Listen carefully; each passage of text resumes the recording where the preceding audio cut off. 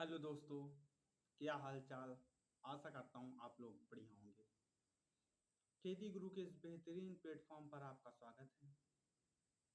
आज मैं लेकर आया हूँ पॉडकास्ट के इस बेहतरीन सीरीज में आप किस प्रकार से धान की नर्सरी कर सकते हैं और धान की नर्सरी में ऐसी कौन सी चीज़ें हैं जिनको हम लगा दें तो धान के जो पौधे होते हैं वो स्वास्थ्यवर्धक होते हैं, जर्मिनेशन वैल्यू बढ़ जाती है। भाई जब स्वास्थ्यवर्धक होगी तो फसल उत्पादन भी बढ़ जाएगी। इसके लिए पहले तो हम क्षेत्र प्रबंधन करते हैं, खेत प्रबंधित करते हैं। उसके बाद रोग प्रतिरोधी किस्मों का चयन करते हैं।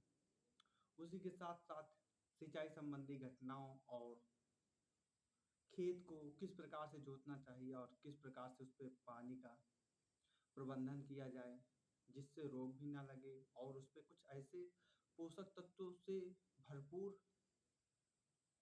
उत्पादों को डाला जाए जिससे पौधे की रोग प्रतिरोधक क्षमता और जर्मिनेशन वैल्यू बढ़ जाए। तो बात करते हैं हम नर्सरी। आखिर हम नर्सरी करते क्यों हैं? नर्सरी करने का साथियों एक ही मकसद रहता है कि नर्सरी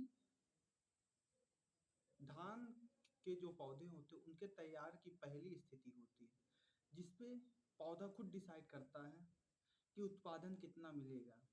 नर्सरी एक वह अवस्था होती है प्रबंधन की जिसमें पौधों को प्रतिरोधक क्षमता प्रदान करना और उसे स्वस्थवर्धक लंबी बालियों के लिए अग्रसरणी करना। उसी के साथ साथ हम खेत किस प्रकार बनाएं कि उस पर नर्सरी हो जाए। तो आप खेत को 3 से 4 बार जोतिए। उसी के साथ साथ उस पर पहाटा लगाइए जिससे समतलीकरण होगा। उसके बाद आप उस पर पानी भरिए। पानी भरने का भरने का एक ही रोल है, टेम्परेचर कंट्रोल होता है। सपोज इतनी समय लगभग लगभग 40 से 42 डिग्री टेम्परेचर है। वही धान के लिए उसे जो धान की नर्सरी है उसके लिए उसे 30 से 32 डिग्री टेम्परेचर चाहिए जिसके लिए तापमान नियंत्रक का काम जल करता है। और जल मिट्टी को फुलाता है जिससे जो पौधे हैं उनकी जड़ें अधिक विकास करती हैं। मिट्टी को भुरभुरा करें, 3 से 4 बार खेत को जोतें। उसके बाद पानी लगाएं। पानी लगाने के पश्चात अब बात करते हैं धान की। तो धान की कई वैरायटी हैं, एडवांटा, गुलाबो, बायर का ताज आता है। उसी के साथ साथ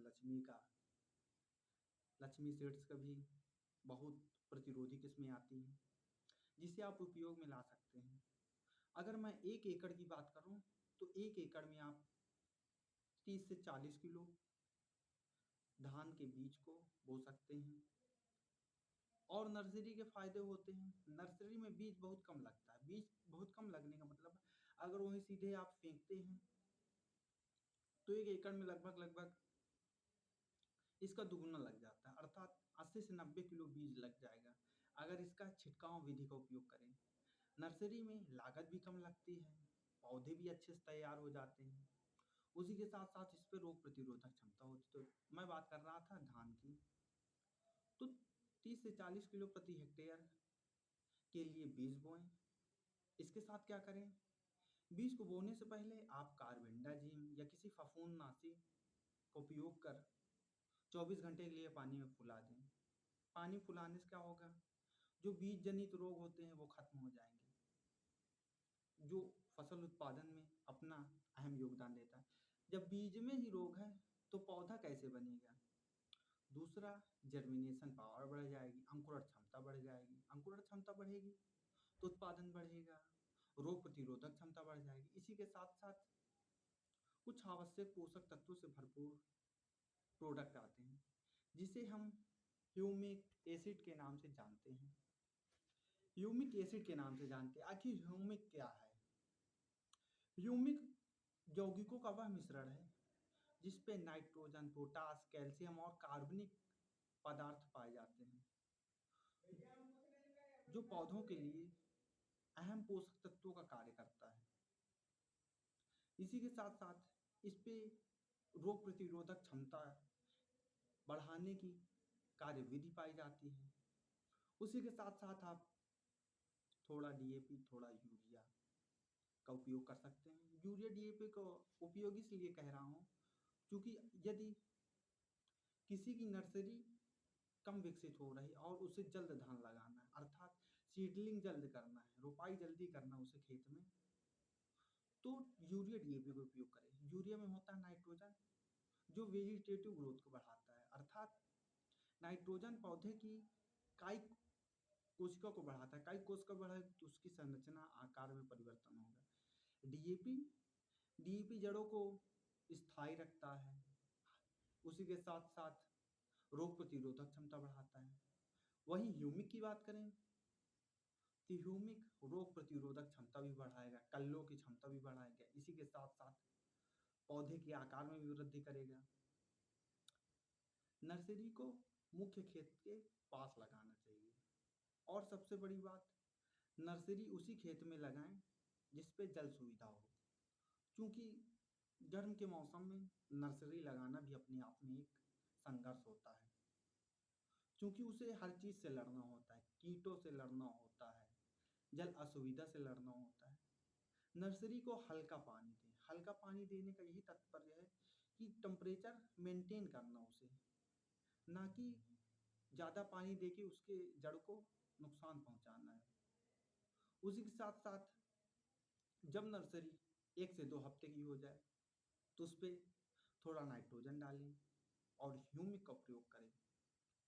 लास्ट में जब नर्सरी 20 से 25 दिन में लगभग उस पर 2 से 4 पत्तियां दिखाई देने लगती हैं, अर्थात 2 से 4 शाखाएं विकसित हो जाती हैं।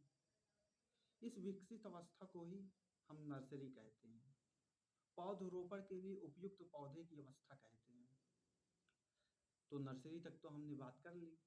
अब नर्सरी के बाद भाई धान लगाना है तो खेत में लगाना है, इसके लिए क्या करना पड़ेगा? तो जिन खेतों में लगता है कि भाई खरपतवार ज़्यादा आते हैं, जल्दी उगते हैं, अब हमें अपने खेत को बचाना है, तो आप खरपतवारों के लिए प्री इमर्जेंस का उपयोग कर सकते हैं। प्री इमर्जेंस का मतलब जैसे पेंडामिथिलिन है, 2-4 डाई एथिलीन है, ये ऐसे उत्पाद होते हैं जो रोपाई के पहले डाले जाते हैं, रोपाई के लगभग 24 से 48 घंटे पहले, क्योंकि ये रासायनिक यौगिक होते हैं। रासायनिक हो गए तो ये पौधे को भी नुकसान पहुंचाएंगे। इससे पहले आप 24 से 48 घंटे पहले डाल लेंगे तो मृदा अपने पीएच को फिर नियमित कर लेगी, जो आने वाले पौधे की रोपाई के लिए बेहद लाभप्रद होगी। तो दोस्तों, यह वीडियो कैसा लगा कमेंट में ज़रूर बताइएगा, क्योंकि इस वीडियो का मेरा एक ही लक्ष्य था। जो हमारे किसान भाई हैं वो किसानी करते हैं, बहुत अच्छा लगता है, लेकिन कभी कभी कुछ ऐसी चीज़ें होती हैं जिनको परिवर्तित करने से फसल और बढ़ जाती है। फसल बढ़ेगी, आर्थिक स्थिति बढ़ेगी। तो धन्यवाद, नमस्कार, जय जवान जय किसान।